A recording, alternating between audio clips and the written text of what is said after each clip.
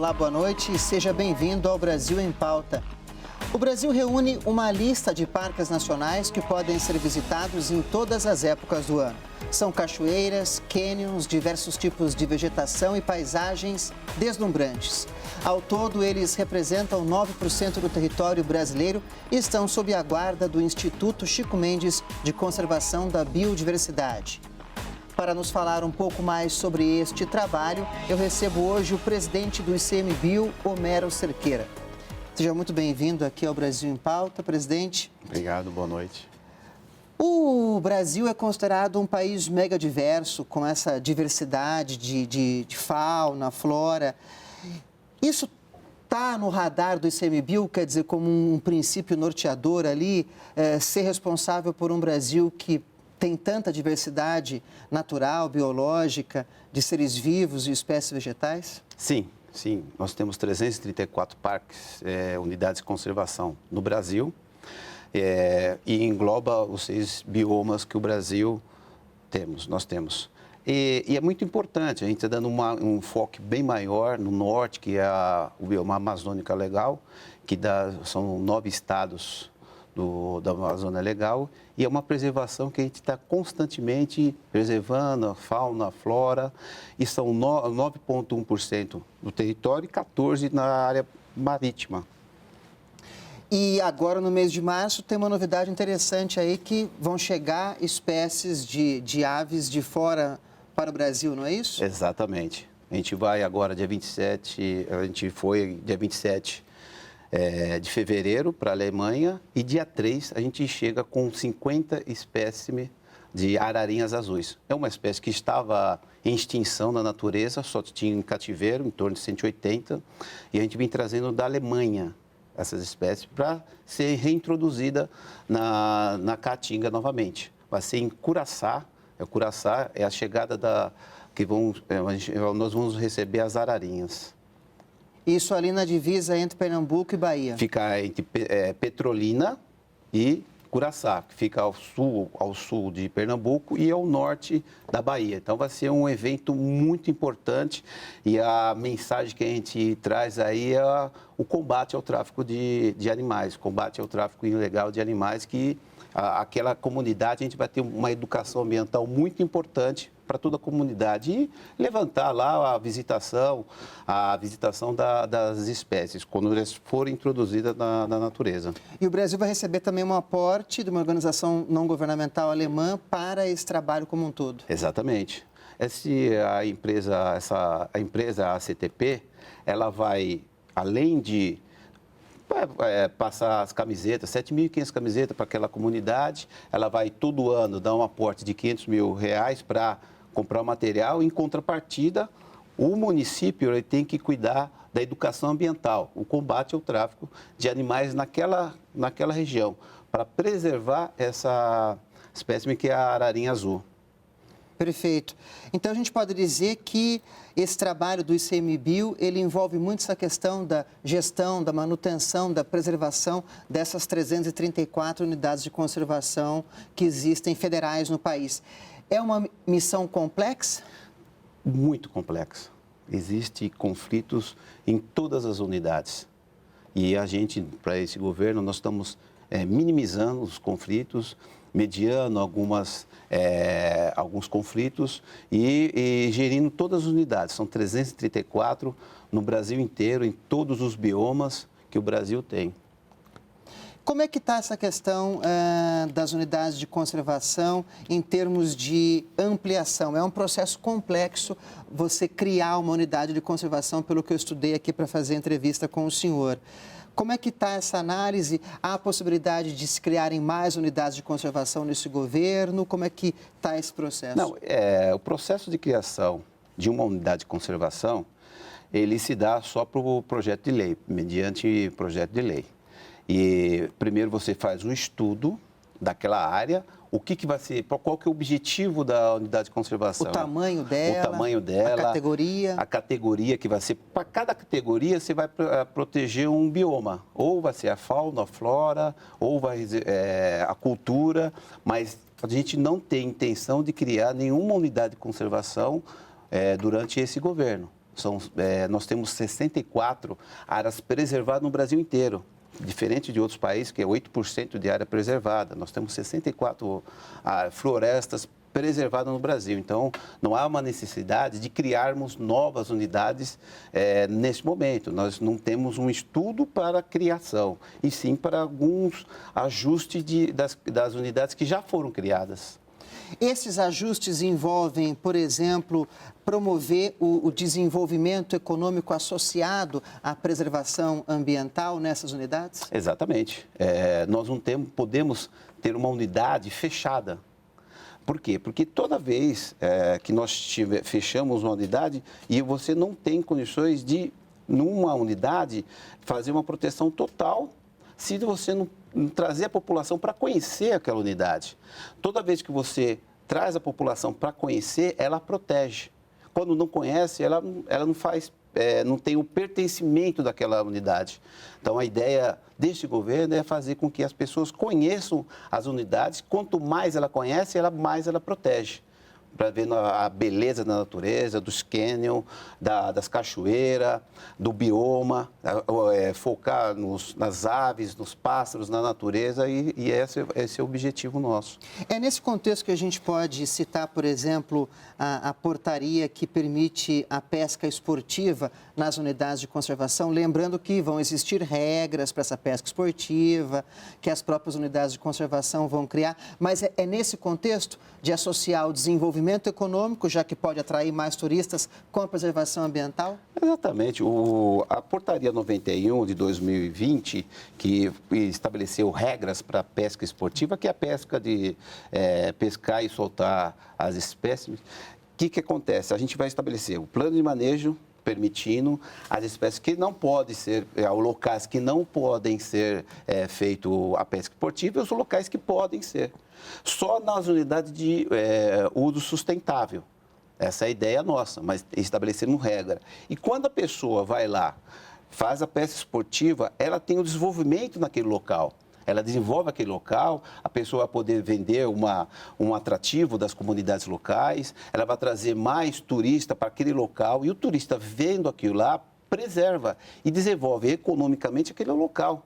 Então, não adianta. E na Argentina, o pessoal vai para a Argentina para pescar, o pessoal vai para os Estados Unidos para pescar. E a gente tem uma beleza exuberante no Brasil que pode trazer mais turistas. 2.500 quilômetros são de área de preservação. Então, a gente pode trazer pessoas de outros países para desenvolver economicamente aquela área que, às vezes, é muito carente, certo? Pessoas pobres que não têm, às vezes, condições de ficar só preservando sem ter uma pesca esportiva naquele local. Então, você tem um atrativo muito grande no Brasil com essa natureza aí de pesca esportiva. Mas tudo com regra, tudo com vendo o plano de manejo, quais são os locais que são permitidos.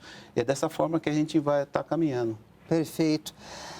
O Instituto Chico Mendes de Conservação da Biodiversidade, ele consegue abarcar toda essa complexidade? Como é que está hoje a estrutura ali do Instituto? A estrutura do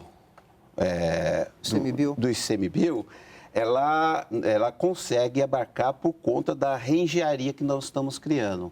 Recentemente, no dia 18, foi assinado o decreto de reestruturação do Instituto. E a gente fez um enxugamento colocando 5 unidades. 18 de janeiro deste ano? Desse 18 de fevereiro. 18 de fevereiro. 18 de fevereiro.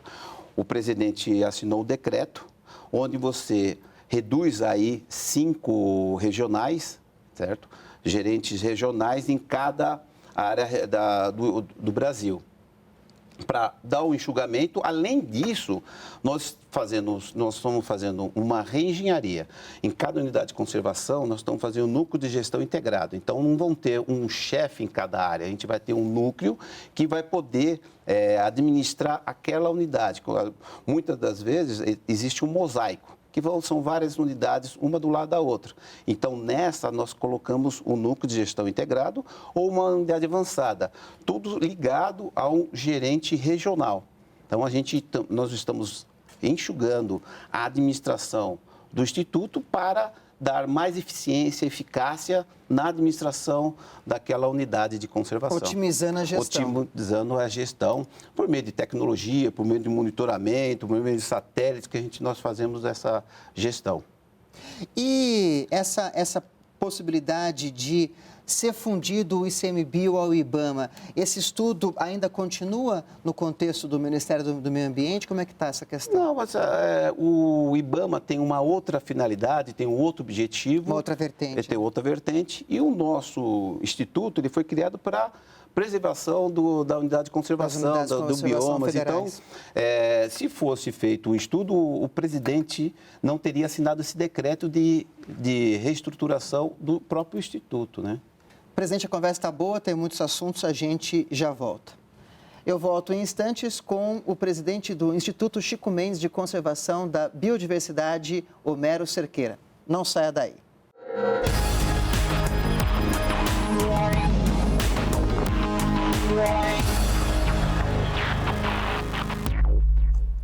De volta com o Brasil em Pauta, o convidado é o presidente do Instituto Chico Mendes de Conservação da Biodiversidade, Homero Cerqueira. Presidente, a gente falou no primeiro bloco um pouquinho sobre essas missões, né, do ICMBio, que é justamente fazer a gestão, a manutenção, a conservação das unidades de conservação federais. E nesse processo pode haver, por exemplo, infrações de pessoas que levem a multas ambientais, a partir de crimes ambientais. Como é que funciona esse processo ali no ICMBio? Então, esse processo, nós temos uma diretoria que ela tem as pessoas que fazem a fiscalização dentro das unidades de conservação. Mas o objetivo maior nosso é que a gente faça uma educação ambiental antes da aplicação direta da multa. A multa em unidade de conservação tem alguns regramentos, então, que estão no Código Florestal e estão no próprio decreto que disciplina isso aí. Então, a gente, recentemente, o Instituto, ele aplicava multa em papel. Hoje, com o ministro Ricardo Salles, nós temos agora um tablet, certo? Um TMD, um terminal móvel de dados, e nós aplicamos a multa para as pessoas que cometem infração dentro da unidade de conservação. Então, o objetivo nosso sempre há uma conciliação. Então, nas unidades que tem como reserva extrativista, a gente sempre vai nas comunidades, conversa com a comunidade e fala o que deve ser feito, como que deve ser aplicado, qual o momento que você pode, às vezes, pescar, o momento que você pode utilizar um meio que a pessoa usa. E cada unidade, ela tem um sentido de ser criado, então, para proteger os biotas dentro daquela unidade de conservação. Então, a ideia nossa recentemente nós estamos construindo um game para que as pessoas entendam como que é a preservação do meio ambiente. Então, a gente está criando aí um game, como nós fizemos em São Paulo, que seria a Defesa Civil Aventura, que era onde que a pessoa entendesse o conceito da preservação do meio ambiente, ela faria o exercício e as crianças, né, principalmente as crianças, ela aplicaria isso numa gamificação, certo? Utilizando de forma para preservar o meio ambiente. Então, a ideia nossa não é só aplicar multa, mas sim conscientizar. Não é só punição. Só punição, não. A gente fazer com que ela entenda o sistema. Por que a gente tem que preservar o meio ambiente? E são dois fatores. Na concessão do meio de uso público, é conhecer para preservar, quem conhece preserva, e também a educação ambiental, que é muito importante e é fundamental para a preservação do meio ambiente. E a conversão das multas simples em serviços ambientais também se insere nesse processo? Pensar uma nova forma de promover essa preservação ambiental? Exatamente. Não iniciamos ainda efetivamente a conversão, mas em São Paulo foi um case de sucesso, onde que nós conseguimos fazer a conversão de multa na preservação do meio ambiente, na recuperação do meio ambiente. Então, a pessoa ela tinha que recuperar aquele sistema que foi degradado. Então, ela colocaria plantas, árvores naquele local que foi degradado. Isso foi um sucesso, né, muito grande em São Paulo. E o ministro Ricardo Salles, quando ele foi secretário do Meio Ambiente, ele trouxe isso para o governo federal. E isso, a gente vai ter um ganho muito grande na conversão de multa, na preservação do meio ambiente e na recuperação do meio ambiente. Lembrando que isso é previsto na Lei de Crimes Ambientais também. Exatamente. Né? Isso é previsto no Código Florestal, certo? Da recuperação, tem que recuperar aquele local que foi degradado. Então, não adianta você só aplicar multa e muitas das vezes é prescrito a multa e não tem condições, a pessoa não recupera, certo? Não paga aquela multa e é mais produtivo a pessoa recuperar o meio ambiente do que pagar uma multa. Então, muitas das pessoas, a indústria, as empresas que ela cortam o meio ambiente, corta a vegetação, ela vai e replanta, ela faz a planta... É mais efetivo do que o pagamento da multa propriamente dita. Exatamente. São Paulo foi um sucesso total nisso aí. Agora, o senhor falou um pouquinho da questão da educação ambiental, dessa conscientização. Existem programas que estão sendo pensados, colocados em prática ali no ICMBio nesse sentido? Nós estamos... uma é a formação minha, né? Eu sou doutor em educação, então eu bebo dessa água muito grande, tenho muita vontade que as pessoas entendam qual é a importância nós preservarmos o meio ambiente. Então, por meio do quê?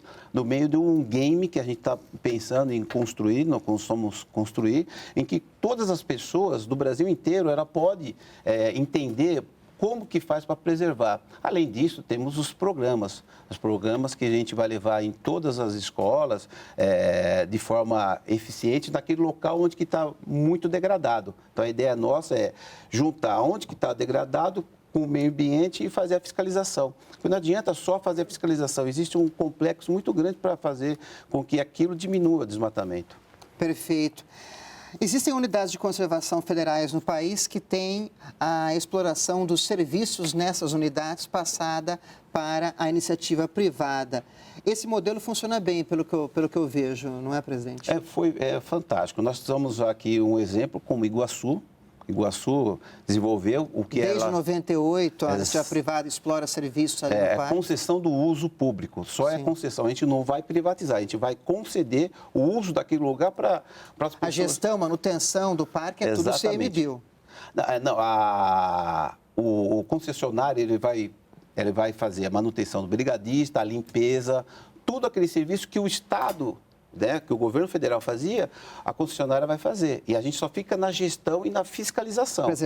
Da preservação do meio ambiente. Nós vamos agora fazer a concessão de aparatos à serra, Serra Geral, São Francisco de Paula, Canela, vamos fazer Iguaçu, Jericoacoara e Lençóis. Então, vai ser um ganho muito grande para o meio ambiente, porque as pessoas vão poder visitar, preservar. E isso aí vai ser no Brasil inteiro, não só no governo federal, mas os estados estão fazendo e municípios estão fazendo também. Estão indo ao caminho da concessão do uso público. Que é mais uma colocação em prática dessa ideia de associar o desenvolvimento econômico com a preservação ambiental.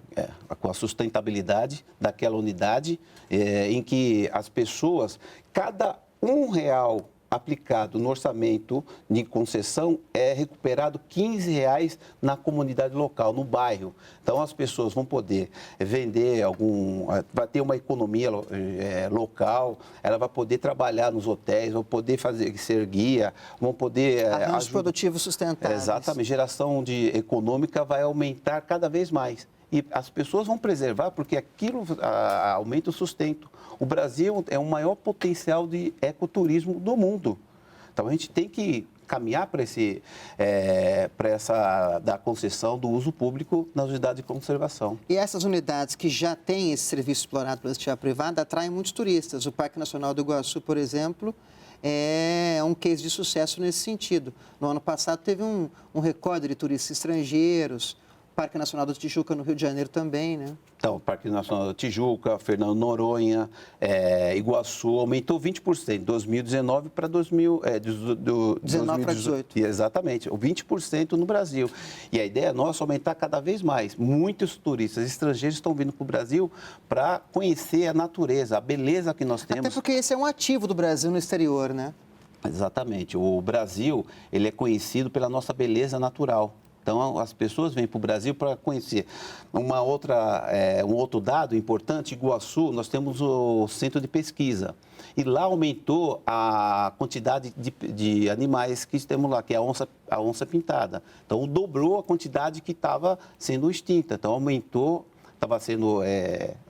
tinha caça e aumentou a quantidade de onças que tinham lá, por meio da pesquisa que desenvolvemos no Iguaçu. Eu ia falar sobre isso, sobre essa questão da pesquisa.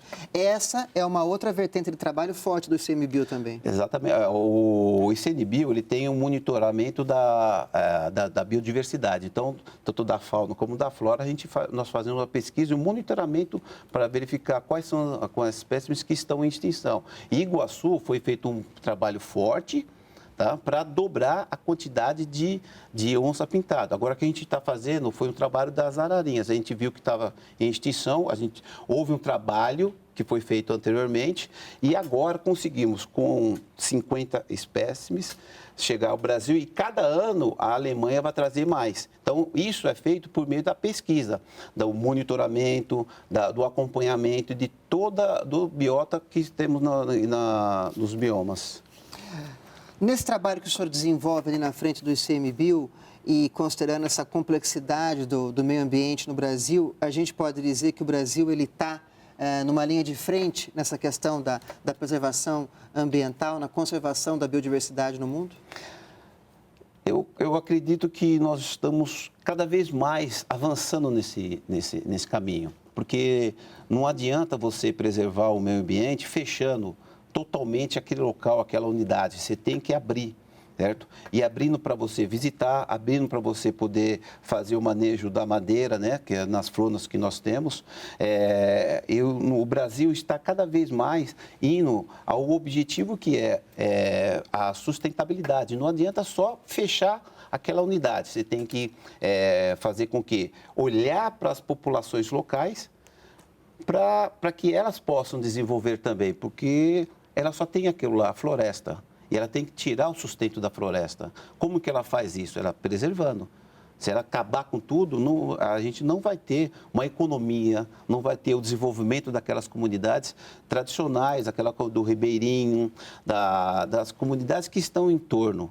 Então, é muito importante, principalmente no norte do país, que já fui várias vezes para lá, em Itaituba, no Pará, Rondônia, no Acre. Então, a gente tem que olhar para essas comunidades e ver que elas precisam desenvolver, elas precisam ter o sustento. O IDH do Brasil, o mais baixo, é o norte do país. Então, a gente precisa olhar isso aí também da população. Eles têm que ter um desenvolvimento, eles precisam comer, eles precisam viver. E a gente tem que ter o equilíbrio, a preservação do meio ambiente e a sustentabilidade das pessoas que estão em torno, da economia local, desenvolvimento daquelas comunidades, do ribeirinho, de todas as comunidades que estão em torno da unidade de conservação. Bacana, presidente. Parabéns pelo trabalho. Espero ter o senhor de novo aqui no Brasil em Pauta conosco. Conte com a gente, obrigado, estamos à disposição. O Instituto está aberto para o diálogo e para o desenvolvimento do Brasil. Eu conversei com o presidente do ICMBio, Homero Cerqueira. Se você quiser rever essa e outras entrevistas, acesse o nosso canal no YouTube ou baixe o EBC Play. Obrigado pela companhia. O Brasil continua em pauta aqui na TV Brasil.